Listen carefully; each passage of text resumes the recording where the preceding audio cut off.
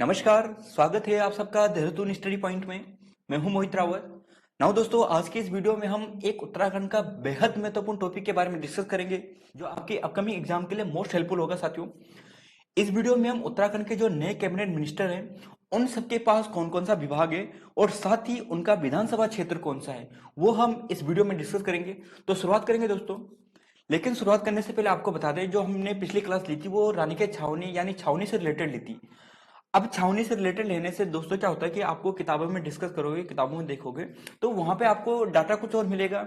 और अगर आप ऑफिशियल वेबसाइट पे जाते हो तो वहां पे आपको डाटा कुछ और मिलेगा। आयोग ने भी कई बार जो डाटा माना था वो किताबों के आधार पर ही सही माना था। जैसे हम बात करेंगे चक्राता छावनी की बात करेंगे, तो 2017-18 के पास एग्जाम हुआ था, कनिष्ठ सहायक का ही हुआ था। तो वहां पे जो आयोग ने जो डाटा माना था, जो चक्राता छावनी की स्थापना, वो 1866 माना था। लेकिन अगर आप ऑफिशियल वेबसाइट के अनुसार जाओगे तो वहां पे जो स्थापना वर्ष है वो है 1869। तो आपको यहाँ पे ये भी ध्यान रखना है, दोनों डेट ध्यान रख के चलनी है। तो मैं आपको दोनों डेट याद करा देता हूँ। जैसे रानीखेत छावनी की बात करेंगे साथियों, अगर आप किताबों के हिसाब से चलोगे तो 1871 इसकी स्थापना डेट है। लेकिन अगर आप ऑफिशियल वेबसाइट के अनुसार चलोगे तो 1869 इसकी स्थापना डेट है। आगे चलेंगे दोस्तों, ये भी मोस्ट इंपोर्टेंट है चक्राता। तो चक्राता आपको ध्यान रखना है, इसकी भी स्थापना देश 1869 ही है। अगर लेकिन हम वहां पे चलते हैं, कहां पे चलते हैं, किताब के हिसाब से चलते हैं, तो आपको ध्यान रखना है 1866 भी आपको मिलेगा। तो आपको दोनों डेट लेके चलनी है साथियों। आगे चलेंगे, जैसे एक लंडोर छावनी, यहाँ पर भी काफी विवाद है साथियों। किताबों में आपको जो इसकी स्थापना डेट मिलेगी वो मिलेगी 1836, 1836। लेकिन अगर आप ऑफिशियल वेबसाइट के अनुसार चलोगे तो उसकी जो स्थापना डेट है, यानी जो लंडोर छावनी की स्थापना डेट है, वो है 1872। तो आप इन तीनों को दो दो जो दोनों डेट है वो भी आपको याद करनी है साथियों। तो बढ़ेंगे आज के टॉपिक के हिसाब से, शुरुआत करते हैं। तो दोस्तों शुरुआत करेंगे, जैसे हम धामी जी से करेंगे, हमारे मुख्यमंत्री जी श्री पुष्कर धामी जी। तो दोस्तों सबसे पहले अगर धामी जी के विधानसभा क्षेत्र की बात करेंगे तो उनका खटीमा है। और वर्तमान में उनके पास कौन कौन सा पद है आप सब जानते हैं, मुख्यमंत्री पद तो आप सब जानते हैं। इसके अलावा आपको ध्यान रखना है सतर्कता सुराज, भ्रष्टाचार उन्मूलन और जन सेवा, ये विभाग हो गया। इसके अलावा भी आपको ध्यान रखना है जो वित्त विभाग है वो भी इन्हीं के पास है। गृह विभाग, तकनीकी शिक्षा, सूचना विभाग, औद्योगिक विकास और नागरिक उड्डयन एवं नियोजन विभाग। तो ये जितने भी विभाग है आपको ध्यान रखने दोस्तों।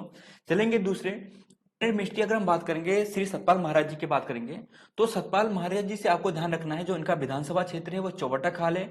और उनके पास जो मंत्री पद है, जैसे सिंचाई विभाग का है, पर्यटन विभाग का है, लोक निर्माण विभाग का है और संस्कृति एवं धर्मोशय विभाग है। तो आपको सतपाल महाराज जी के जो विधानसभा क्षेत्र है वो आपको याद हो गया होगा, चौबट्टा खाल। और साथ ही उनके पास जो जो विभाग है, जैसे सिंचाई विभाग, पर्यटन विभाग, लोक निर्माण विभाग और संस्कृति और धर्मशय विभाग, ये भी आपको ध्यान रखना है। चलेंगे नए कैबिनेट मिनिस्टर के बारे में। जैसे नए कैबिनेट मिनिस्टर की बात करेंगे तो आपको ध्यान रखना है हरक सिंह रावत। अब हरक सिंह रावत जी के विधानसभा क्षेत्र क्या है, कोटद्वार है। और उनके पास जो जो विभाग है, जैसे वन मंत्रालय है, यानी वन मंत्री भी कौन है, हरक सिंह रावत हो गया। पर्यावरण संरक्षण और जलवायु परिवर्तन, यह भी हो गया। कौशल विकास एवं सेवा योजन, आयुष और स्पेशली आपको यह ध्यान रखना है ऊर्जा मंत्री। तो आपको ये सारे ध्यान रखने साथियों हरक सिंह रावत जी से। विधानसभा क्षेत्र कोरदार, वन मंत्री है, पर्यावरण मंत्री है, कौशल विकास एवं सेवा योजन मंत्री है, साथ में आयुष मंत्री और महत्वपूर्ण मोस्ट इंपोर्टेंट ऊर्जा मंत्री। तो आपको इतना ध्यान रखना है हरक राव जी से। आगे बढ़ेंगे, तो आगे बढ़ने से आपको ध्यान रखना है, जैसे ये हैं श्री वंशीधर भगत जी। अब श्री वंशीधर भगत जी की बात करेंगे तो आपको उनका विधानसभा क्षेत्र ध्यान रखना है काला ढूंगी है।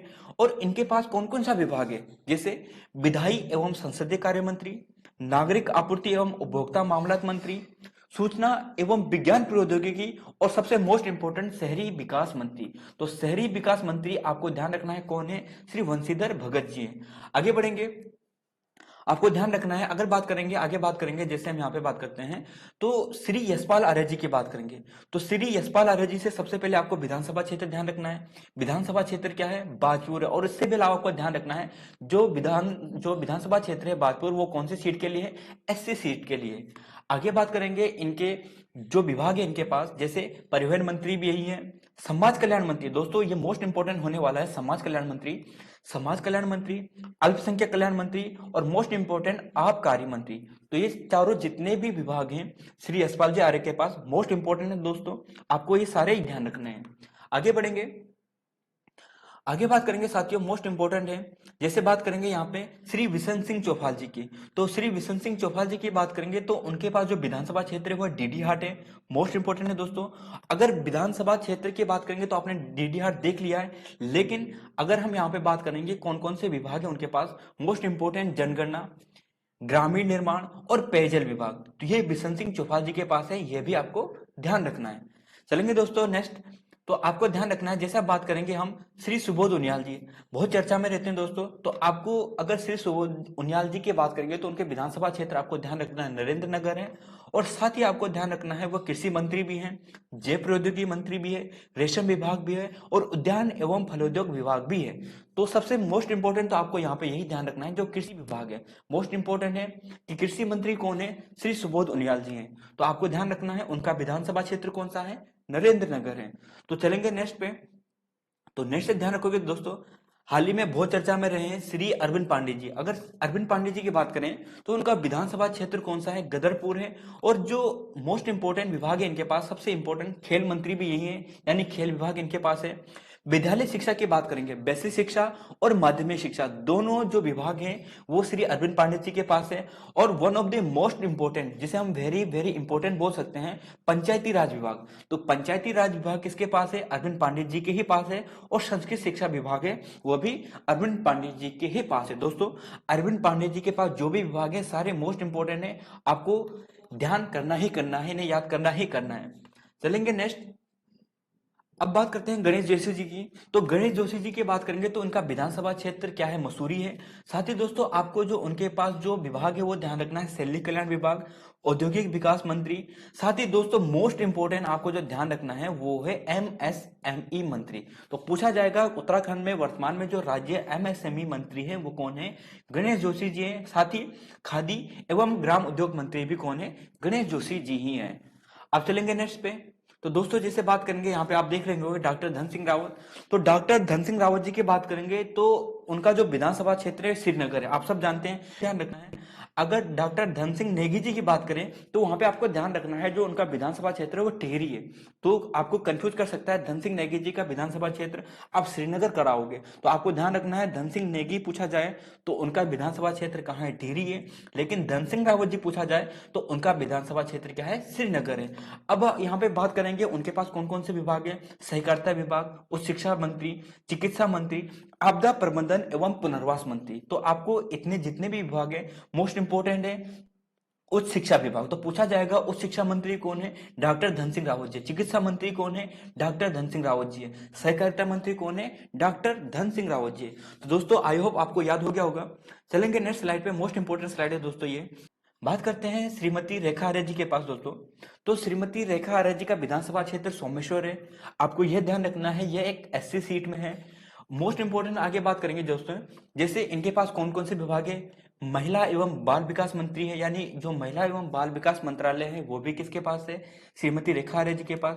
पशुपालन जो मंत्री है यानी पशुपालन जो विभाग है वो भी रेखा आर्य जी के पास है। और जो मोस्ट इंपोर्टेंट दुग्ध विकास एवं मत्स्य पालन है वो भी किसके पास है, श्रीमती रेखा आर्य जी के ही पास है। तो दोस्तों आयोग आपको देख लिया होगा। अब बात करेंगे हम श्री यतीश्वरानंद जी के बारे में। दोस्तों यह भी मोस्ट इंपोर्टेंट है। अगर बात करें यतीश्वरानंद जी के विधानसभा क्षेत्र के तो वह है हरिद्वार ग्रामीण से। तो कंफ्यूज करने के लिए हरिद्वार भी पूछ सकता है, हरिद्वार ग्रामीण भी आ सकता है। तो आपको ध्यान रखना है हरिद्वार में दो विधानसभा क्षेत्र हैं मेनली, एक है हरिद्वार और एक हरिद्वार ग्रामीण। तो हरिद्वार ग्रामीण में आपको ध्यान रखना है श्री यतीश्वरानंद जी के बारे में। अब दोस्तों अगर हम बात करेंगे इनके पास कौन कौन से विभाग है, भाषा मंत्री है, गन्ना विकास मंत्री, मोस्ट इंपोर्टेंट दोस्तों गन्ना विकास मंत्री। तो गन्ना विकास मंत्री, चीनी उद्योग मंत्री भी यही है। साथ ही मोस्ट इंपोर्टेंट ग्राम्य विकास मंत्री आपको ध्यान रखना है। आई होप दोस्तों आप सबको पसंद आया होगा। तो पसंद आए तो प्लीज लाइक शेयर सब्सक्राइब करना ना भूलिएगा। धन्यवाद दोस्तों, जय हिंद जय भारत।